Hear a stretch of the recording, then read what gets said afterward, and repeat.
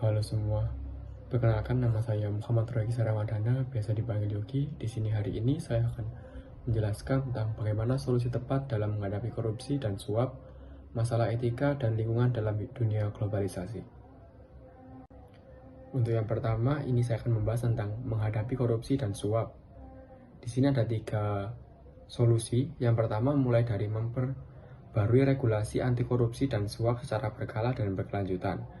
Regulasi yang mengatur tentang tindak pidana korupsi sudah ditetapkan oleh negara, namun hal vital yang menunjang kesuksesan regulasi adalah pengaplikasian yang sesuai. Perusahaan juga memiliki regulasi masing-masing terkait hal ini dengan variasi detail aturan yang disesuaikan. Keaktifan regulasi ini bisa ditunjang juga dengan cara seperti adanya pedoman jelas tentang apa yang diharuskan dihindari maupun tidak dilakukan. Regulasi ini juga seharusnya diperbarui dalam jangka waktu tertentu yang telah disepakati supaya tetap relevan. Yang kedua, pelatihan anti korupsi menaikkan kesadaran dan menciptakan kultur baru. Regulasi dan pedoman akan mudah diterima oleh setiap individu perusahaan jika disosialisasikan melalui pelatihan anti korupsi dan suap. Bukan sekedar hanya tahu bahwa regulasi sudah tersedia, tetapi pelatihan diharapkan dapat meningkatkan pemahaman dan kesadaran mereka.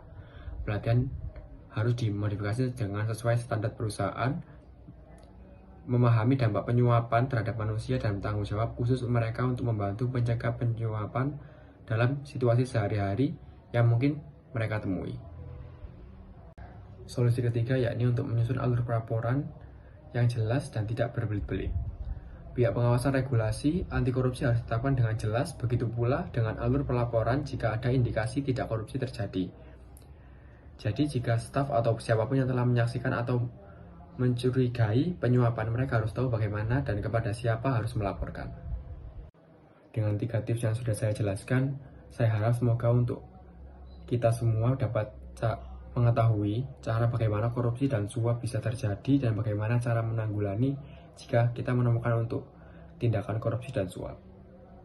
Untuk yang kedua, di sini saya akan menjelaskan tentang masalah etika dan lingkungan dalam dunia globalisasi.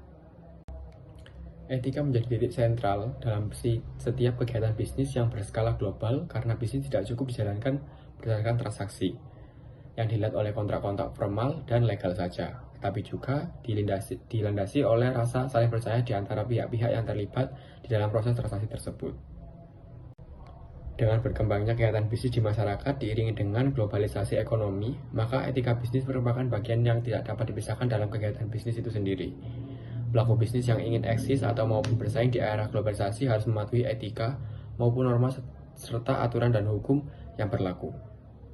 Oleh sebab itu, sehebat-hebatnya produktivitas dan prestasi, bila tidak dibarengi dengan sikap dan etika yang relevan, dampak negatif akan dituai di kemudian hari.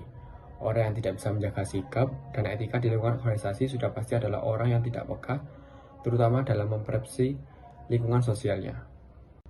Koneksi pelaku bisnis dengan lingkungan terjadi melalui mekanisme hubungan dan keterpengaruhan antara sistem pengelolaan kepentingan publik dan sistem pengelolaan kepentingan bisnis, beserta segala eksisnya pada sistem kendali, manajemen, dan standar operating produce akan berimplikasikan dengan perilaku manusia.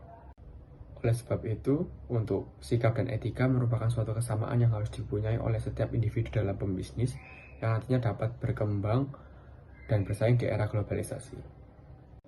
Terima kasih atas perhatiannya. Apabila ada salah kata atau kekurangan dalam informasi yang saya sampaikan, mohon maaf sebesar-besarnya.